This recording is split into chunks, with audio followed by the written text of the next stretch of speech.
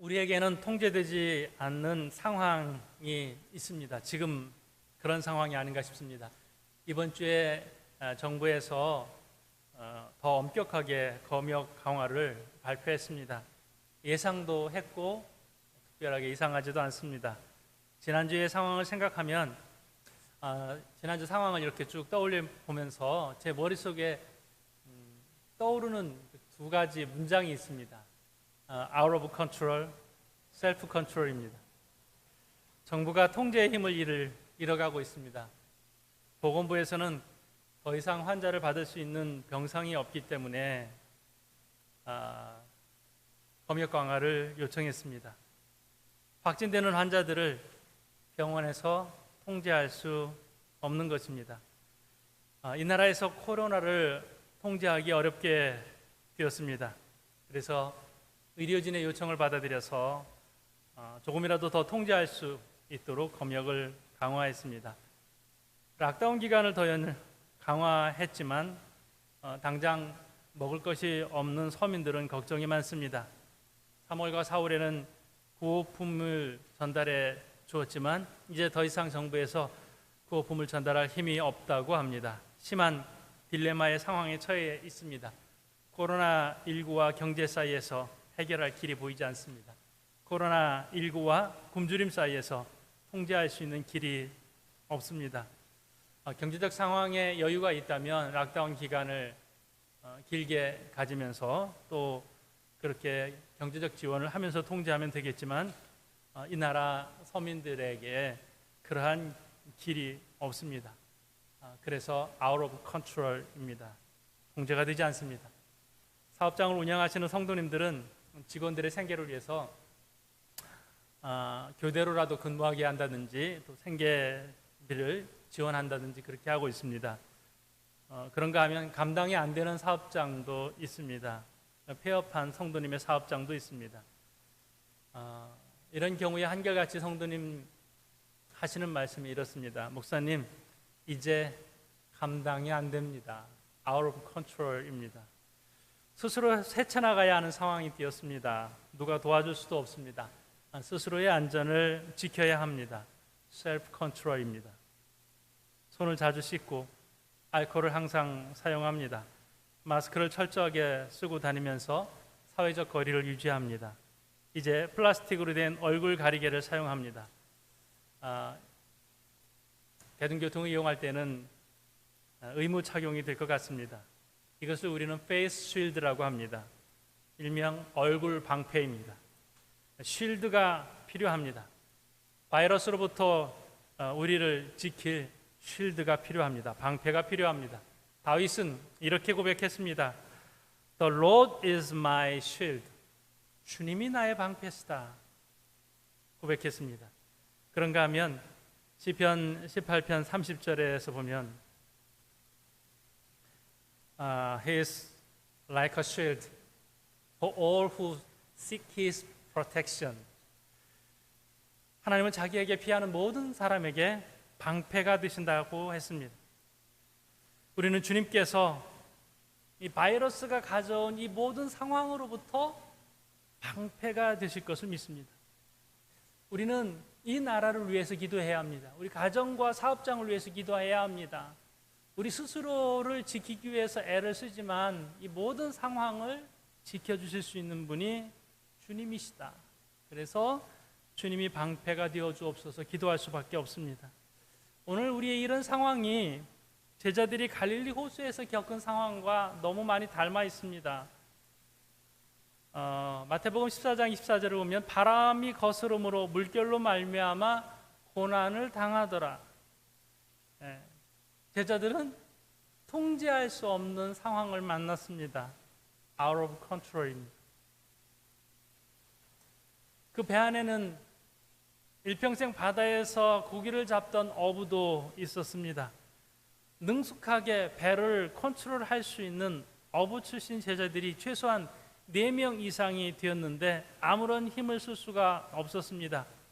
지금 제자들이 처한 상황은 거스르는 바람이 강렬했습니다.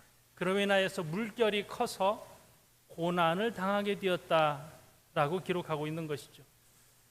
바깥에서 배 안에 타고 있는 제자들을 뒤흔드는 거대한 힘이 있어요.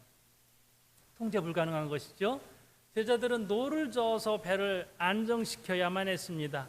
병행구절인 마가복음 6장 48절을 보면 바람이 거스름으로 제자들이 힘겹게 노젓는 것을 보시고, 제자들이 노력하고 있습니다. 노젓고 있습니다. 그런데 외적인 바람이 너무나 거셌기 때문에 자기들의 경험에 의하여서는 자신들의 힘으로 말미암아서는 이것을 컨트롤할 수가 없게 된 것입니다. Out of control입니다. 이 위기를 어떻게 지나갈 수 있을까요? 저는 이 말씀을 통하여서 주님께서 오심의 상황 속에서 오늘 현재 우리가 처해 있는 이 상황이 통제될 수 있겠다, 이런 마음을 갖습니다. 그래서 오늘 말씀을 통하여서 주님께서 통제해가는 과정을 보시도록 하겠습니다. 우선 첫 번째로는 홀로 기도하신 주님이 계십니다. 주님께서 혼자 계시면서 기도하셨어요. 23절의 말씀을 보면요, 무리를 보내신 후에 기도하러 따로 산에 올라가시니라 저물매 혼자 계시더니. 주님은 기도하셨어요. 따로 계셨어요. 혼자 계셨어요. 보리떡 5개와 물고기 2마리로 5,000명을 먹이신 이후 곧바로 있었던 상황입니다. 자, 오병이의 기적을 일으켰어요. 주님 때문에 떡과 물고기로 5,000명이나 되는 사람들이 배불리 먹었어요. 이 상황이 굉장히 놀라운 상황이고 놀라운 기적입니다. 그런데 주님은 이 기적의 사건 바로 뒤에 제자들에게 재촉하셨어요. 빨리 이 호수를 건너가라. 그리고 주님은 기도하러 산으로 가셨습니다. 저녁에 가셔서 언제까지 기도하셨냐면요, 새벽까지 기도하십니다. 자, 오병이어의 기적을 일으키고 나서요, 요한복음에 보면 이제 사람들이 주님을 왕으로 세우려고 합니다. 요한복음 6장 15절 말씀을 보면요, 그러므로 예수께서 그들이 와서 자기를 억지로 붙들어 임금으로 삼으려는 줄 아시고 다시 혼자 산으로 떠나 가시니라. 오병이어의 기적을 일으킨 뒤에 이 놀라운 이 기적의 주인공이신 예수님을 그냥 두지 않았어요. 이제 임금으로 삼으려고 했습니다. 세상적으로 보면 굉장히 좋은 기회입니다. 그렇지만 주님은 이것이 얼마나 위험한지를 아셨어요. 즉시 그 자리를 떠나서 어디로 가셨냐? 기도의 자리로 가셨고 혼자 있는 자리에 가셨습니다. 자, 제자들이 힘들게 노젓는 시간이 언제까지 이어졌냐면 밤 사경까지 이어졌습니다. 이스라엘 시간은 밤 시간을 4수로 나눕니다. 1경부터 4경까지. 1경은 오후 6시부터 밤 9시까지입니다. 그러면 4경이라고 하면 새벽 3시부터 6시까지예요. 지금 새벽 기도하는 시간과 비슷한 그 시간까지 기도하셨어요. 철야 기도하셨다라고 이렇게 볼 수도 있겠습니다. 굉장히 영광스러울 수 있는 자리인데 영광의 자리를 떠나서 주님은 하나님과의 고독한 시간을 가졌습니다. 주님의 상황 속에서 굉장히 어려운 위기의 상황들은 참 많이 있었죠. 바리새인과 서기관으로부터 받는 비난, 또 예수님을 죽이려고 했던 그런 상황도 위기인데 주님은 이 위기를 더 크게 보셨어요. 사람들이 임금 삼으려고 하고 주님을 높이려고 하는 이 상황을 굉장히 위험한 시기로 그렇게 하셨습니다. 그래서 인기를 거부하시고 기도하러 가셨습니다. 우리는 늘 말씀을 통하여서 예수님께서 위기 때마다, 중요한 시기 때마다 기도하셨다는 것을 알 수 있습니다. 기도로 사역을 시작하셨고 기도로 사역을 마치셨습니다. 기도로 제자들을 선택을 하셨고 또 십자가를 지시는 그 순간에도 기도하셨습니다. 인기를 누리면서 사람들로부터 오는 그러한 축하, 혹은 높임 이런 것을 받으실 수도 있겠지만은 그 상황을 아주 빠르게 재빠르게 모면하셨습니다. 교만할 수도 있는 그런 순간이 우리 인생에서 더 큰 위기일 수 있음을 우리는 잊지 말아야 할 것입니다. 그래서 지금은 주님이 피하셔야 될 때, 혼자 있어야 될 때, 기도하셔야 될 때를 아시고 가셨습니다. 제가 팬데믹 이후에 여러분에게 고독이라는 단어를 자주 말씀을 드렸습니다. 고독의 자리로 가시라고 말씀을 드렸고, 또 하나님께서 우리를 고독의 자리로 밀어 가신다라고 말씀을 드렸습니다. 자, 홀로 있는 시간에 갖는 축복과 유익, 거기에서 오는 에너지가 있습니다. 주님은 홀로 있는 시간을 많이 가지셨습니다. 기도하는 시간을 자주 가지셨습니다. 이렇게도 말씀을 드릴 수 있지만은 저는 오늘 이 말씀을 그렇게 적용했으면 좋겠습니다. 주님은 정말로 많은 시간을 홀로 계셨습니다. 치유하실 때나 말씀 전하실 때나 기적을 일으키실 때나 그때는 군중들에 휩싸여 계셨지만은 그 이후에 철저하게 혼자 있는 고독의 시간을 많이 가지셨습니다. 바쁠수록 더 고독의 자리로 가셨고요. 아무리 힘들고 마음이 무겁다 하더라도 또 고독의 자리로 가셨던 분이 주님이십니다. 그 고독의 시간에 주님이 뭐 하셨어요? 하나님과 대화하셨죠. 또 기도하셨죠. 요즘은 고독 결핍 이런 단어가 생겼습니다.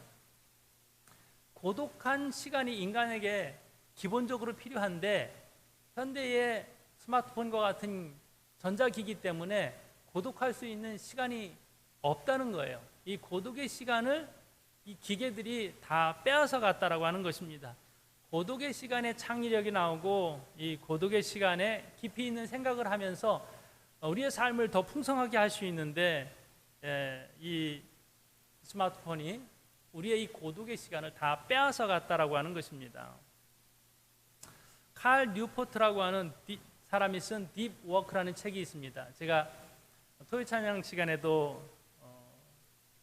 전했던 그런 제목인데요. 딥 워크. 깊이 있게 일하든지 깊이 있게 공부하든지 하는 시간이 최소한 하루에 4시간이 되면 그 사람 인생은 성공한다는 것이죠. 자, 이 저자가 이렇게 말합니다. 앞으로의 시대에 3시간에서 4시간만 하루에 집중할 수 있는 사람이라면 그 사람은 성공할 것이다 라고 하는 거예요. 해리포터를 쓴 조앤 롤링도요, 해리포터를 쓰는 그 시간 동안은 SNS를 하지 않았다고 합니다. 또 빌 게이츠 같은 분도 1년에 2번씩은 꼭 생각주간이라는 것을 가졌다는 것이죠. 오늘날의 시대에 더 이것이 필요한 것 같습니다. 우리의 자녀들 특히 그렇겠죠. 왜 그러냐면 이렇게 스마트폰을 가지고서도 옆에 놓고도 공부를 잘 할 수 있어요. 저는 이게 있어야 공부 더 잘해요. 뭐 하는 자녀들도 있을 텐데요. 어른이든 자녀든 할 것 없이 우리 사람은 전환 시간이라는 것이 필요합니다. 스마트폰을 보다가 다시 내가 작업을 하든지 공부를 하든지 옮겨올 때에는 생각에 잔상이 많이 남아 있습니다. 그래서 그것 때문에 불편하고 그것 때문에 신경 쓰고 또 어떤 뉴스를 봤다면 그것 때문에 마음이 아프고 또 화가 나고 하는 이 감정들을 다 내려놓고 내가 일할 수 있는 일에 집중하기 위해서는요, 이거 옮겨오는 데에 전환 시간이 굉장히 많이 걸린다라고 하는 것이죠. 그래서 저자가 얘기하는 것은 최소한 2시간, 하루에 4시간이면 넉넉하다라고 보는 것입니다. 세상적인 성공에도 이렇게 고독을 이야기를 하는데요. 고독한 시간, 자기만의 집중되는 시간이 필요하다고 하는데 신앙적으로는 더 그렇겠지요. 신앙적 승리도 고독에서 올 겁니다. 주님이 이것을 우리에게 가르쳐 주시는 것입니다. 우리 인생의 승리가 하나님과 나 사이에 홀로 있는 시간이 없으면 우리는 신앙에서 성공할 수 없다는 것이죠. 승리할 수 없다라고 하는 것이죠. 정말로 하나님과의 관계를 바로 하고 내가 믿음의 삶을 바로 살기를 원한다면 고독의 자리로 나아가야 합니다. 주님이 왜 이 중요한 시기에 오병이어의 기적을 일으킨 이 중요한 시기에 제자들을 따로 두시고 또 주님은 따로 가시고 철저하게 고독의 자리로 가셨을까요? 이것이 승리의 길이기 때문입니다. 그래서 그 밤에 그 긴 시간에 새벽까지 주님은 홀로 계시면서 씨름하셨고 홀로 계시면서 기도하셨고 그러므로 말미암아서 이제 새로운 사역의 길로 가실 수가 있었습니다. 고독이라는 말을 너무 거창하게 생각하지 않으셔도 됩니다.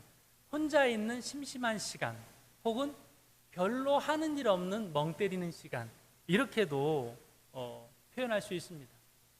내가 이 전자기기를 스마트폰이나 컴퓨터 같은 것을 내 손이 닿지 않는 곳에 따로 둔 다음에 주님을 생각하면서 물론 그 시간에 내내 기도하지 않아도 됩니다. 다만 방해하는 것들이 주변에 없는 나만의 시간을 따로 가지면서 하나님 생각하는 것이죠. 그러다 보면 어떤 부분에서는 또 떠오르는 사람도 있고 또 어떤 부분에서는 내 인생도 어느 정도 정리가 되고 또 혼자 있는 그것 때문에 나에게 유익한 그런 부분도 분명히 있는 것입니다. 그래서 오늘 이 풍랑이는 바다에서 위기를 넘어가는 것이 빨리 주님이 오셔서 문제를 해결해 주셨다. 뭐 이렇게 성경이 가도 좋겠지만은 이 위기를 넘어가는 이 상황에서 정말로 핵심인 정말로 중요한 키워드는 주님이 홀로 계셨다. 주님이 혼자 기도하셨다. 이것입니다. 오늘날 우리 인생에서 컨트롤할 수 없는 상황에 처해 있을 때에 꼭 기억하시면서 홀로 주님을 만남으로 위기를 넘어가는 저와 여러분이 되시기를 주님의 이름으로 축복합니다. 두 번째로는요, 주님께서 다 아셨다는 거예요. 주님은 산에 계시고 제자들은 바다에 있습니다. 그런데 주님이 이 상황을 다 아셨다. 이것을 우리가 말씀을 통해서 배울 수 있습니다. 자, 여기서 주님이 밤새도록 긴 시간 기도하셨다라고 말씀을 통해서 알 수 있는데 또 알 수 있는 것은요, 제자들은 아주 긴 시간 동안에 바다 위에서 씨름했다는 거예요. 그 고통의 시간이 굉장히 길었다는 것을 알 수 있습니다. 자, 해질녘에 배를 타고 출발했으면 완전히 깜깜해지기 전에 제자들이 그 바다를 건너갈 수 있었을 것입니다. 저는 충분히 이것이 가능하지 않았을까 싶습니다. 아무리 길어도 갈릴리 호수는 가로 21km 또 세로 13km밖에 되지 않습니다. 금방 지나갈 수 있는 그런 거리입니다. 그들은 전문가들입니다. 뱃사람들이에요. 그런데 지나가지 못했습니다. 제가 이런 묵상을 해보았습니다. 왜 빨리 지나가지 못했을까? 하나님이 물론 풍랑을 예비하셔서일 수도 있겠지만은 그들은 지나가는 데에 힘을 다 쏟지 못했을 것입니다. 여전히 어떤 말을 하고 있어요? 기적에 대한 이야기를 하고 있었을 거예요. 주님 너무 놀랍다는 거예요. 주님이 그 자리에서 임금이 되셨어야지. 사람들이 다 붙잡고 주님을 임금으로 세우려고 하는데 주님은 왜 그랬었을까? 너무 내가 화가 난다. 아무리 주님이라도 이 정도는 받아들일 수 있지 않았을까? 뭐 이런 흥분된 상태에서 그런 이야기들을 나누지 않았을까 싶습니다. 지금 배를 타고 건너가는 것은 주님이 건너가라고 하셨어. 일단 가고 보자. 가서 이야기하자. 이런 이야기들을 제자들이 하지 않고 건너가는 데 집중하지 않고 오늘 있었던 오병이어의 기적에 대한 아쉬움만 이야기하다 보니까 서로 노저으려고 하지도 않고 그저 많은 시간을 허비하지 않았을까라는 상상을 또 제가 해보고요. 또 물론 주님의 뜻이 따로 있겠지만은 어쨌든 여기에서의 핵심은요, 제자들이 공포의 시간을 굉장히 길게 가졌다는 거예요. 한두 시간 배후에서 씨름한 것이 아니에요. 2경 이상, 6시간 이상 최소한 그들은 바다 위에서 씨름하고 있었습니다. 그 밤이 얼마나 길었을까요, 여러분? 그 밤이 얼마나 고통스러웠을까요? 얼마나 공포스러웠을까요? 우리는 잠깐 바다 위에서 출렁이는 바다에서 지체되기만 해도 두려워합니다. 이러다가 배가 파손하는 거 아니야? 우리가 목적지까지 제대로 갈 수 있을까? 그 시간이 짧아도 두려운데 제자들은 밤새 그런 공포 속에 갇혀 있었습니다. 희망이 없는 것이죠. 다 포기된 그런 시간입니다. 마가복음 6장 48절에 보면 제자들이 힘겹게 놓아졌는데 그것을 주님이 보셨다, 이렇게 기록하고 있습니다. 풍랑이는 바다 위에 있었던 상황은 이번이 처음이 아닙니다. 마가복음 4장 38절에도 보면요, 이미 주님과 함께 있을 때에 풍랑을 만난 경험이 있습니다. 예수께서 고물에서 베개를 베고 주무시더니 제자들이 깨우며 이르되 선생님이여 우리가 죽게 된 것을 돌보지 아니하시나이까. 예수님과 함께 배에 타고 있습니다. 그런데 제자들이 갖고 있는 마음은 우리 죽게 됐습니다, 주님 안 돌아보십니까? 이렇게 매달리는 거예요.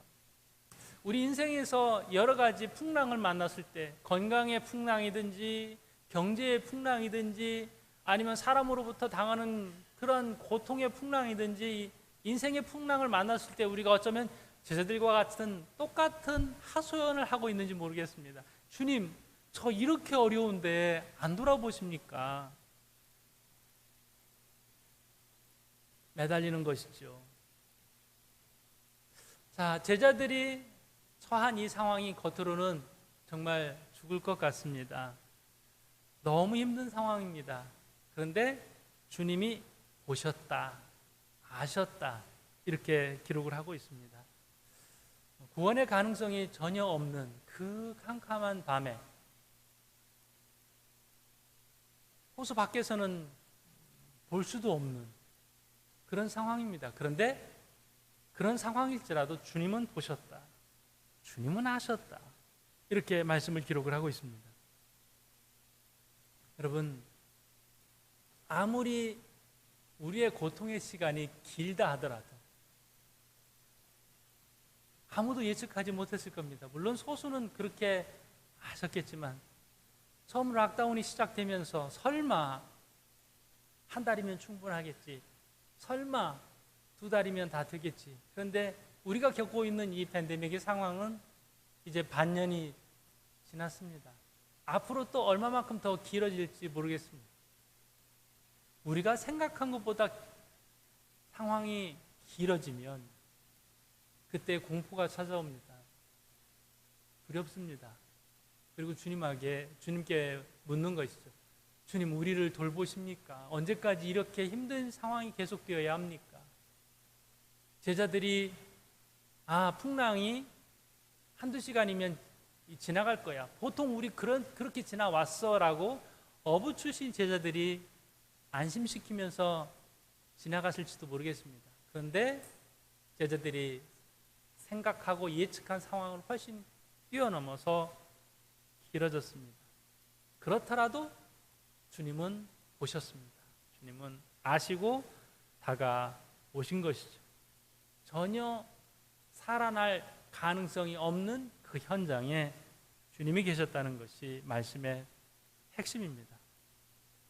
우리도 지금 겪고 있는 이 위기, 우리 스스로 컨트롤할 수 없는 이 위기를 분명히 확신하면서 나아가야 합니다. 주님께서 아신다고, 주님께서 보셨다고, 그리고 주님께서 해결자로 오신다고 분명히 확신하면서 나아가는 저와 여러분이 되시기를 바랍니다. 주님께서 어떻게 오셨습니까? 뜻밖의 시간에 뜻밖의 방법으로 주님께서 오셨습니다. 사람의 이성으로 생각할 수 있는 그러한 방법이 아니었습니다. 물 위를 걸어오셨습니다. 그때 그 늦은 시간에 정말 상상도 할 수 없는 그 자리에 주님이 오셨습니다. 제자들은 그렇게 얘기를 했을 겁니다. 주님의 이 자리에 이렇게 이 방법으로 오시리라고는 상상도 못했습니다. 계속해서 이 얘기를 하지 않았겠습니까? 우리에게도 마찬가지입니다. 주님은 우리가 계산하고 생각한, 상상한 그 방법으로 우리에게 오시지 않으시고 상상을 뛰어넘는, 이성을 초월한 그 방법으로 우리에게 다가오십니다. 지금 우리가 겪고 있는 코로나19의 이 상황도 저는 그렇게 분명히 확신합니다. 우리의 계산과 세계적인 석학들의 그러한 계산을 뛰어넘어서 분명히 주님께서 일하시는 그 길이 분명히 있다고 믿습니다. 주께서 다 아시는 이 말씀 속에서 확신과 위로를 얻고 담대하게 나아가는 저와 여러분이 되시길 바랍니다. 세 번째 말씀은 27절의 말씀이에요. 주께서 말씀하십니다. 나다. 안심하라. 새벽에 주님이신지 상상할 수 없었습니다. 제자들은 유령인가? 이렇게 생각도 했습니다. 그때에 몸이 지쳐서 힘들고 죽음의 위기 속에서 힘들고 앞이 보이지 않는 그 깜깜한 가운데에서 어떤 형체가 나타나는데 더 공포스러웠겠죠. 이제 죽는구나 생각했을 수도 있을 것입니다. 그때에 주님께서 말씀하십니다. 나다. 안심하라. 두려워하지 마라. 오늘 27절의 말씀이 그렇습니다. 안심하라. 나니 두려워하지 말라. 제자들에게는 도대체 어떤 두려움이 있었길래 주님께서 이 말씀을 하셨을까요? 밤새 씨름하면서 생명을 잃을 것 같은 두려움, 자기들을 도울 수 있는 이가 아무도 없고 주변에 바람이 불기 때문에 고기잡이 배도 하나도 보이지 않았을 것입니다. 약해질 대로 약해져 있는 심신의 고통이 있었을 것입니다. 그 어떤 공포와 두려운 상황일지라도 주님께서 하신 이 말씀을 우리는 가슴에 새기며 나아가야 합니다. 안심하라. 나니 두려워하지 말라. 주님 너무 공포스럽습니다. 이 상황을 헤쳐나가기가 너무 어렵습니다. 라고 하는 그 상황일지라도 우리는 주님의 음성을 가슴에 새겨야 합니다. 안심하라. 안심하라. 두려워하지 말라. 나다. 내 옆에 있는 이가 나다. 너희에게 가고 있는 사람이 나다. 주님께서 이 말씀을 주십니다. 성경에 종종 이 말씀이 등장해요. 중풍병자에게 주님께서 말씀하셨습니다.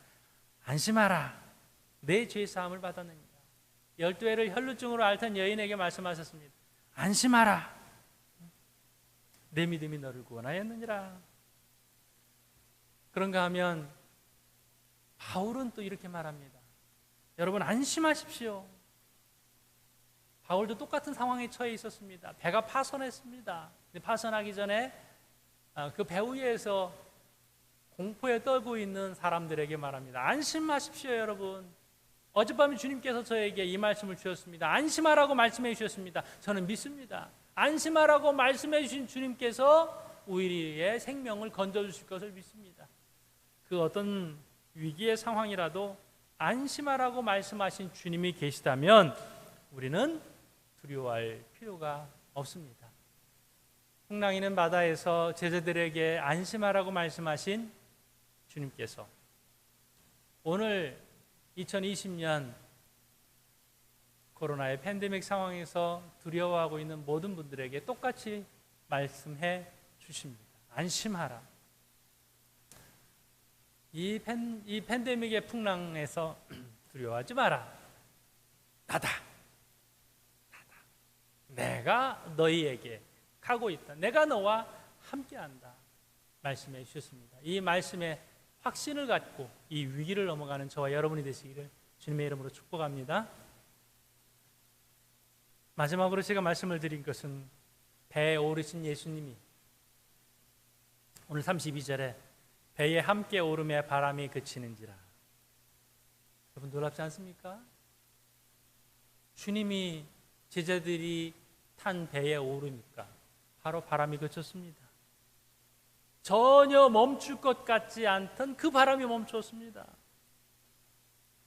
제자들을 집어삼킬 것 같은 그 집채만한 바람이 파도가 그치게 되었습니다. 말씀을 어떻게 적용하고 싶습니까? 주께서 내 가정에 들어오시면 내 가정의 바람이 잔잔해지리라 믿습니다. 주님께서 나의 사업장에 들어오시면 사업장을 집어삼킬 것 같은 그 위기도 그 바람도 잔잔해질 것이라 분명히 믿습니다. 주님을 초청하시기 바랍니다. 주님, 내 배에 오르시옵소서. 내 가정에 들어오시옵소서. 마가복음 9장 18절에 한 관리가 예수님에게 왔습니다. 그리고 청합니다. 주님, 내 딸이 죽었습니다. 위기죠? 가정의 위기입니다. 딸이 죽었습니다. 그런데 주님이 오셔서 손을 얹으시면 나으리라 제가 믿습니다. 주님께서 그 집에 들어가셔서 그 딸에게 가서 손을 얹어서 딸을 살게 하셨습니다. 다 죽은 것 같은, 우리는 어쩌면 우리의 말로, 우리의 생각으로, 우리의 마음으로 먼저 죽음을 선언할 때가 많이 있습니다. 그런데 세상 사람들이 다 죽음을 선언하는 그런 상황일지라도 우리는 이 말씀을 확신합니다. 배에 함께 주님이 오르신 뒤에 풍랑이 잔잔해졌습니다. 나의 삶의 현장에 주님이 오시면 사는 역사가 나타난다. 주님께서 어찌하여 믿음이 없느냐 이 책망도 하셨지만 모든 역사를 주님께서 쥐고 가십니다. 건너가라고 하신 분이 주님이시에요. 먼저 배를 타고 건너가라고 한 분이 주님이시에요. 그렇다면 주님께서 계획이 있으신 것입니다. 풍랑이 일어난다 하더라도 이 풍랑도 하나님의 계획 속에 있음을 우리는 생각할 수 있습니다. 항해를 제안하신 분이 주님이시고 항해를 보시는 분이 주님이시고 또 그 항해에 함께 하시는 분도 주님이십니다. 주님께서 지켜보시다가 오셔서 배에 오르신다면 우리는 분명히 승리할 수 있습니다. 풍랑조차도 우리 인생의 플러스가 되는 것입니다. 상황은 비슷한 것 같지만 또 많이 다릅니다. 성도님들의 상황이 다양합니다.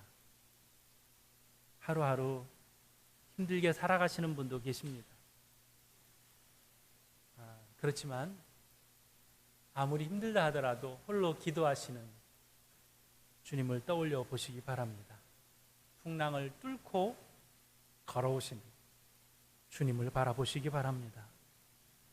그 주님이 나와 함께 하시기 때문에 지금 이 큰 위기도 분명히 지나가게 되리라 믿습니다. 그 주님을 의지하면서 승리하는 저와 여러분이 되시길 바랍니다.